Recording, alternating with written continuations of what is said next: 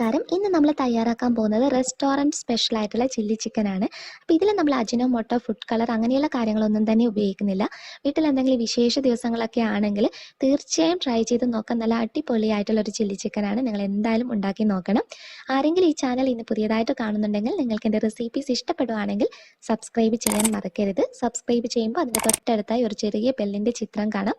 അപ്പോൾ അതിൽ കൂടി ഒന്ന് ക്ലിക്ക് ചെയ്യുക. അപ്പോൾ മാത്രമേ ഞാൻ വീഡിയോസ് അപ്ലോഡ് ചെയ്യുമ്പോൾ നോട്ടിഫിക്കേഷൻസ് ഒക്കെ എളുപ്പത്തിൽ കിട്ടുകയുള്ളൂ. അപ്പോൾ നമുക്ക് വേഗം തന്നെ ഇതെങ്ങനെയാണ് ഉണ്ടാക്കിയെടുക്കുന്നത് നോക്കാം. അപ്പോൾ ചില്ലി ചിക്കൻ റെഡിയാക്കി എടുക്കുന്നതിനായിട്ട് ഞാനിവിടെ ഒരു 400 ഗ്രാമിനടുത്ത് ചിക്കൻ നല്ലതുപോലെ കഴുകി വൃത്തിയാക്കിയതിന് ശേഷം ക്യൂബ് ഷേപ്പിൽ കട്ട് ചെയ്തെടുക്കുകയാണെങ്കിൽ കുറച്ചുകൂടി നല്ലതായിരിക്കും.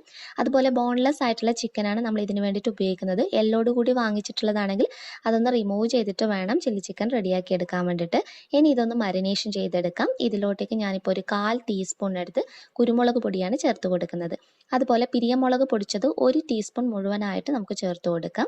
പിന്നെ നമ്മൾ ആഡ് ചെയ്യുന്നത് സോയാ സോസ് ആണ്. ഇതിപ്പോൾ ഡാർക്ക് സോയാ സോസ് ആയതുകൊണ്ട് തന്നെ ഞാൻ 1 ടീസ്പൂൺ മാത്രമാണ് ചേർത്ത് കൊടുക്കുന്നത്. ഇനി നമുക്ക് ഇതിനകത്തോട്ടേക്ക് മൈദയും അതുപോലെ കോൺഫ്ലോറുമാണ് ആവശ്യമായിട്ടുള്ളത്. അപ്പോൾ മൈദ വളരെ കുറച്ച് മാത്രമേ ചേർക്കുന്നുള്ളൂ. ഒരു 1/2 ടീസ്പൂണൊക്കെ ചേർത്ത് കൊടുക്കാം. കോൺഫ്ലോറിൻ്റെ അളവ് കുറച്ച് കൂടുതലാണ്, ഒരു 2 ടീസ്പൂൺ ചേർക്കുക. മൈദ ആണെങ്കിലും കോൺഫ്ലോർ ആണെങ്കിലും ആദ്യമേ തന്നെ ഒത്തിരി അങ്ങ് ചേർത്ത് കൊടുക്കരുത്. അപ്പോൾ നമ്മൾ ചില്ലി ചിക്കൻ ഉണ്ടാക്കുന്ന സമയത്താണെങ്കിലും ആ മൈദയുടെ ഒക്കെ ഒരു ടേസ്റ്റ് ആയിരിക്കും മുന്നിട്ട് നിൽക്കുന്നുണ്ടാകുക. അപ്പോൾ അതെപ്പോഴും നോക്കിയിട്ട് ചേർത്ത് കൊടുക്കുക. അതുപോലെ ഒരു മുട്ട ഒന്ന് പൊട്ടിച്ചൊഴിച്ചു കൊടുക്കാം. ഇനി ഇത് നല്ലതുപോലെ നമുക്കൊന്ന് മിക്സ് ചെയ്തെടുക്കാം.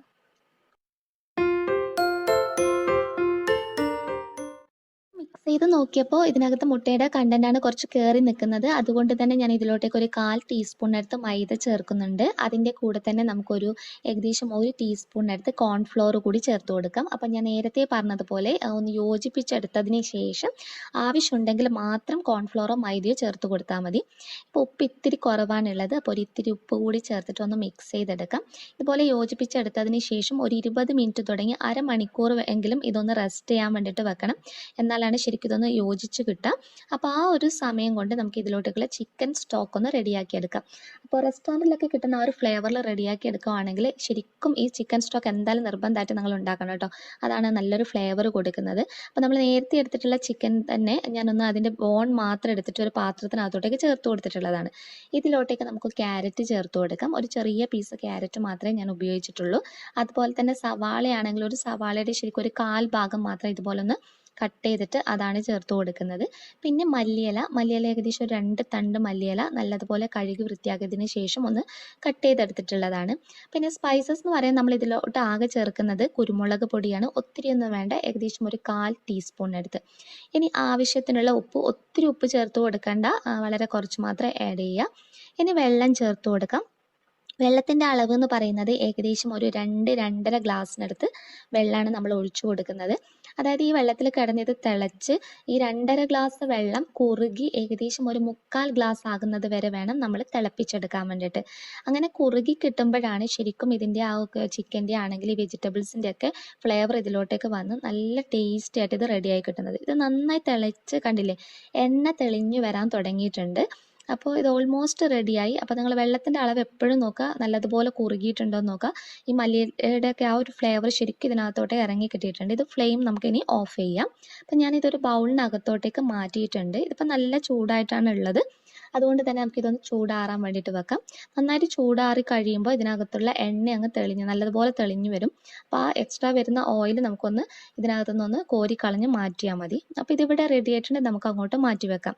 അപ്പോൾ ഈ ഒരു സമയം കൊണ്ട് നമുക്കിനി നമ്മൾ മാരിനേഷൻ ചെയ്ത് ചിക്കൻ ഒന്ന് ഫ്രൈ ചെയ്തെടുക്കാം. നല്ലതുപോലെ ചൂടായ എണ്ണയിലോട്ടേക്ക് ഓരോ പീസസ് ആയിട്ട് ഇതുപോലെ വേണം ചേർത്ത് കൊടുക്കാൻ വേണ്ടിയിട്ട്. ഒരുമിച്ച് അങ്ങ് ചേർക്കരുത്, അപ്പോൾ എല്ലാം കൂടി അങ്ങ് ഒട്ടിപ്പിടിച്ച് ഒട്ടും തന്നെ കൊള്ളില്ല. അപ്പോൾ ഇതുപോലെ തന്നെ ആഡ് ചെയ്യാൻ വേണ്ടിയിട്ട് നോക്കാം. ഒന്ന് റെഡിയായി കിട്ടുമ്പോൾ 2 സൈഡും നമുക്ക് നല്ലതുപോലെ ഒന്ന് ഫ്രൈ ചെയ്തെടുക്കാം.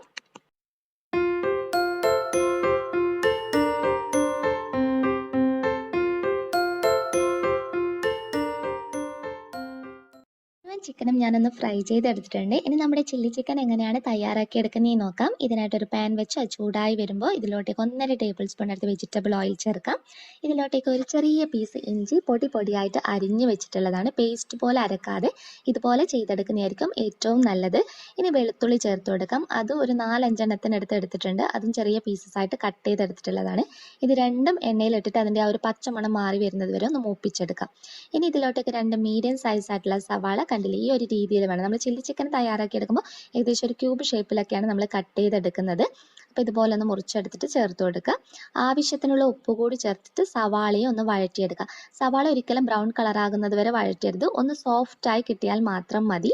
അപ്പോൾ ഈ ഒരു സമയത്ത് തന്നെ ഇതിലോട്ടേക്ക് ഒരു 4-5 പച്ചമുളക് പൊടിയായിട്ട് അരിഞ്ഞു വെച്ചിട്ടുള്ളതാണ്. അപ്പോൾ അതുകൂടി ചേർത്തിട്ട് സവാളയുമായി നല്ലതുപോലെ ഒന്ന് മിക്സ് ചെയ്തെടുക്കുക. ഒരു 1-2 മിനിറ്റ് മിക്സ് ചെയ്യുക. ഇനി ഫ്ലെയിം കുറച്ചിട്ട് ഒരു 1/2 ടീസ്പൂണിനടുത്ത് കുരുമുളക് പൊടി ചേർക്കാം. എന്നിട്ട് നന്നായിട്ടൊന്ന് മിക്സ് ചെയ്തെടുക്കാം. പൊടികളൊക്കെ നമ്മൾ വളരെ കുറവ് മാത്രമേ ചേർത്ത് കൊടുക്കുന്നുള്ളൂ. പിന്നെ ആവശ്യമായിട്ടുള്ളത് പിരിയമുളക് പൊടിച്ചിട്ടുള്ളതാണ്. അതും ഒരു 1/2 ടീസ്പൂണിനടുത്ത് ചേർത്ത് കൊടുത്തിട്ട് നന്നായിട്ടൊന്ന് മിക്സ് ചെയ്തെടുക്കാം. അപ്പോൾ ലോ ഫ്ലെയിമിലിട്ടിട്ട് തന്നെ സവാളയായിട്ട് കുരുമുളക് പൊടിയും മുളക് പൊടിയൊക്കെ നന്നായിട്ടൊന്ന് യോജിപ്പിച്ചെടുക്കാം. അതിനുശേഷം നമുക്ക് ഇതിലോട്ടേക്ക് ക്യാപ്സിക്കം ചേർക്കാം. അപ്പം ഞാനിവിടെ ഒരു ചെറിയ ക്യാപ്സിക്കാണ് എടുത്തിട്ടുള്ളത്. അത് നമ്മുടെ ഈ സവാള കട്ട് ചെയ്ത് അതേ രീതിയിലാണ് മുറിച്ചെടുത്തിട്ടുള്ളത്. അപ്പോൾ സവാളയാണെങ്കിലും ക്യാപ്സിക്കൊക്കെ ആണെങ്കിലും ഈ ഒരു രീതിയിൽ കട്ട് ചെയ്യുമ്പോൾ സെർവ് ചെയ്യുമ്പോൾ കാണാൻ നല്ലൊരു ഭംഗിയായിരിക്കും. ഇനി ഫ്ലെയിം നന്നായിട്ട് കുറച്ച് വെച്ചിട്ട് 1 ടീസ്പൂൺ വിനെഗർ ചേർക്കാം. ഡാർക്ക് സോയ സോസ് ആയതുകൊണ്ട് തന്നെ ഞാനിപ്പോൾ 1 ടീസ്പൂൺ മാത്രമാണ് ചേർത്ത് കൊടുക്കുന്നത്. അപ്പോൾ ടൊമാറ്റോ സോസ് ചേർക്കുന്ന സമയത്ത് നിങ്ങൾക്ക് 1 ടേബിൾ സ്പൂണൊക്കെ മുഴുവനായിട്ട് വേണമെങ്കിൽ ചേർത്ത് കൊടുക്കാവുന്നതാണ്. ഇനി ഇതിലോട്ടേക്കുള്ള main ingredient red chilli sauce ആണ്. അപ്പോൾ അത് ഏകദേശം ഒരു 2 ടീസ്പൂണെങ്കിലും ചേർക്കാൻ വേണ്ടിയിട്ട് നോക്കുക. അതാണ് ഇതിന് ശരിക്കും നല്ലൊരു ടേസ്റ്റ് കൊടുക്കുന്നത്. അപ്പോൾ സോസൊക്കെ ചേർക്കുന്ന സമയത്ത് ലോ ഫ്ലെയിമിലിട്ടിട്ട് തന്നെ ഈ സവാളയും ക്യാപ്സിക്കൊക്കെ ആയിട്ട് നന്നായിട്ടൊന്ന് മിക്സ് ചെയ്തെടുക്കാം. സവാളയും ക്യാപ്സിക്കൊക്കെ ഒന്ന് സോഫ്റ്റായി വന്നതിന് ശേഷം ഇതിലോട്ടേക്ക് നമ്മൾ ഫ്രൈ ചെയ്ത് വെച്ചിട്ടുള്ള ചിക്കൻ ചേർത്ത് കൊടുക്കാം. ചിക്കൻ ചേർത്തിട്ട് ശരിക്കും നമ്മുടെ ഈ സോസൊക്കെ ആയിട്ടൊന്ന് യോജിച്ച് വരുന്നത് വരെ ഒരു 1-2 മിനിറ്റെങ്കിലും ഇതുപോലെ ലോ ഫ്ലെയിമിൽ ഇട്ടിട്ട് തന്നെ ആദ്യം ഒന്ന് മിക്സ് ചെയ്തെടുക്കാം. ഒന്ന് മിക്സ് ചെയ്തതിന് ശേഷം നമുക്ക് ഇതിനകത്തോട്ടേക്ക് നമ്മൾ നേരത്തെ തയ്യാറാക്കി വെച്ചിട്ടുള്ള ചിക്കൻ സ്റ്റോക്ക് ചേർത്ത് കൊടുക്കാം. അപ്പോൾ മുഴുവൻ ആദ്യം ചേർത്ത് കൊടുക്കേണ്ട, നിങ്ങൾക്ക് എത്രയാണോ ഗ്രേവി ആവശ്യമായിട്ടുള്ളത് അതിനനുസരിച്ച് മാത്രം ചേർത്ത് കൊടുത്താൽ മതി. ഇതിപ്പോൾ ഞാനൊരു ഇത്തിരി ചേർത്തിട്ടുണ്ട്. ഇനി നോക്കിയിട്ട് വേണമെങ്കിൽ ആഡ് ചെയ്യാം. അപ്പോൾ ഒരു സെമി ഗ്രേവി ആയിട്ട് ചെയ്യുന്നതായിരിക്കും നല്ലത്. ഇപ്പോൾ അത്യാവശ്യം ഡ്രൈ ആയിട്ടുള്ളത് അപ്പോൾ ഒരു 1/4 കപ്പ് മാത്രമേ ഞാൻ ബാക്കി വെച്ചിട്ടുള്ളൂ കേട്ടോ. ബാക്കി മുഴുവനായിട്ട് ചേർത്തിട്ടുണ്ട്. ഇനി ഫ്ലെയിം ഹൈ ഫ്ലെയിമിൽ ഇട്ടിട്ട് ഇതുപോലെ മൂടി വെച്ചിട്ട് ചിക്കൻ സ്റ്റോക്കിൽ കിടന്നിട്ട് ഈ ചിക്കൻ ശരിക്കും ഒന്ന് കുക്കായി വരണം. അപ്പോഴാണ് നല്ലൊരു ഫ്ലേവർ ഉണ്ടാകുക.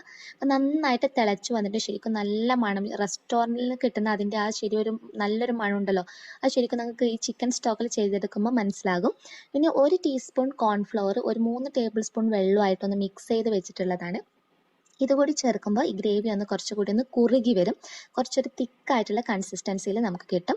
ഇനി കുറച്ച് ലൂസായിട്ട് വേണമെന്നാണെങ്കിലും നിങ്ങൾ ചിക്കൻ സ്റ്റോക്ക് തന്നെ ചേർത്തിട്ട് മിക്സ് ചെയ്തെടുക്കാൻ നോക്കുക. വെള്ളം ചേർത്ത് കഴിഞ്ഞാൽ പിന്നെ അതിൻ്റെ ആ ഒരു ടേസ്റ്റ് മുഴുവനായിട്ട് അങ്ങ് പോകും കേട്ടോ. അപ്പോൾ അതൊന്ന് പ്രത്യേകം ശ്രദ്ധിക്കാം. ഇതിപ്പോൾ കറക്റ്റ് പാകമാണുള്ളത്. ആ ഒരു 1/4 കപ്പ് മാത്രമേ നമ്മൾ മാറ്റി വെച്ചിട്ടുണ്ടായിരുന്നുള്ളൂ. ബാക്കിയുള്ളത് ഫ്രിഡ്ജിനകത്ത് സൂക്ഷിക്കാവുന്നതാണ്. നമുക്ക് റെസിപ്പിയൊക്കെ ഉണ്ടാക്കുന്ന സമയത്ത് ഉപയോഗിക്കാം. ഇത് നല്ല റെഡിയായി കിട്ടിയിട്ടുണ്ട്. കണ്ടില്ലേ, നമ്മൾ ഈ കോൺഫ്ലോർ ചേർത്ത് കഴിഞ്ഞാൽ ഇത് പെട്ടെന്ന് തന്നെ അങ്ങ് കുറുകി വരും. ഒരു സെമി ഗ്രേവി പാകത്തിനായിട്ടുണ്ട്. നമുക്ക് ഫ്ലെയിം ഓഫ് ചെയ്യാം. അപ്പോൾ നമ്മുടെ റെസ്റ്റോറൻറ്റ് സ്റ്റൈലിലുള്ള നല്ല ടേസ്റ്റി ആയിട്ടുള്ള അജിനോമോട്ടോയും ഫുഡ് കളറും ഒന്നും ഇല്ലാത്ത നല്ല ടേസ്റ്റി ആയിട്ടുള്ള ചില്ലി ചിക്കനാണ്. എല്ലാവരും തയ്യാറാക്കി നോക്കുക, തീർച്ചയായും നിങ്ങൾക്ക് ഇഷ്ടാവും. നെക്സ്റ്റ് വീഡിയോയിൽ ഇനിയും നല്ല നല്ല വെറൈറ്റി ഡിഷസുമായി കാണാം. അതുവരെ ടേക്ക് കെയർ, ബൈ ബൈ.